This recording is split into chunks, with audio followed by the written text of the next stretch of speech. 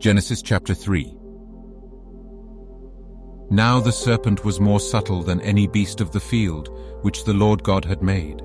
And he said unto the woman, Yea, hath God said, Ye shall not eat of every tree of the garden? And the woman said unto the serpent, We may eat of the fruit of the trees of the garden. But of the fruit of the tree which is in the midst of the garden, God hath said, Ye shall not eat of it, neither shall ye touch it, lest ye die. And the serpent said unto the woman, Ye shall not surely die, for God doth know that in the day ye eat thereof, then your eyes shall be opened, and ye shall be as gods, knowing good and evil. And when the woman saw that the tree was good for food, and that it was pleasant to the eyes, and a tree to be desired to make one wise, she took of the fruit thereof, and did eat, and gave also unto her husband with her, and he did eat. And the eyes of them both were opened, and they knew that they were naked. And they sewed fig leaves together, and made themselves aprons.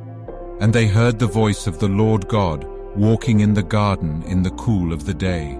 And Adam and his wife hid themselves from the presence of the Lord God amongst the trees of the garden. And the Lord God called unto Adam, and said unto him, Where art thou? And he said, I heard thy voice in the garden, and I was afraid because I was naked, and I hid myself.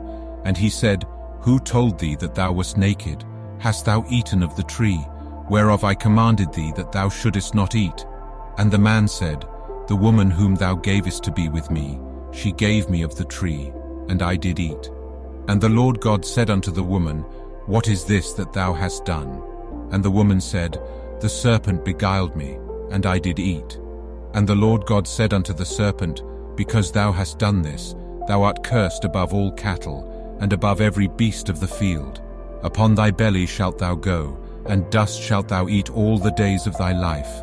And I will put enmity between thee and the woman, and between thy seed and her seed. It shall bruise thy head, and thou shalt bruise his heel.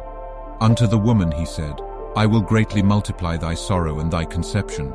In sorrow thou shalt bring forth children, and thy desire shall be to thy husband, and he shall rule over thee. And unto Adam he said, Because thou hast hearkened unto the voice of thy wife, and hast eaten of the tree, of which I commanded thee, saying, Thou shalt not eat of it. Cursed is the ground for thy sake. In sorrow shalt thou eat of it all the days of thy life. Thorns also and thistles shall it bring forth to thee. And thou shalt eat the herb of the field. In the sweat of thy face shalt thou eat bread, till thou return unto the ground.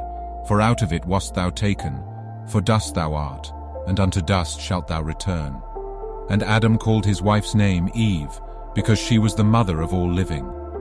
Unto Adam also and to his wife did the Lord God make coats of skins, and clothed them. And the Lord God said, Behold, the man is become as one of us, to know good and evil. And now, lest he put forth his hand, and take also of the tree of life, and eat, and live forever. Therefore the Lord God sent him forth from the Garden of Eden, to till the ground from whence he was taken. So he drove out the man, and he placed at the east of the Garden of Eden cherubims, and a flaming sword which turned every way, to keep the way of the tree of life.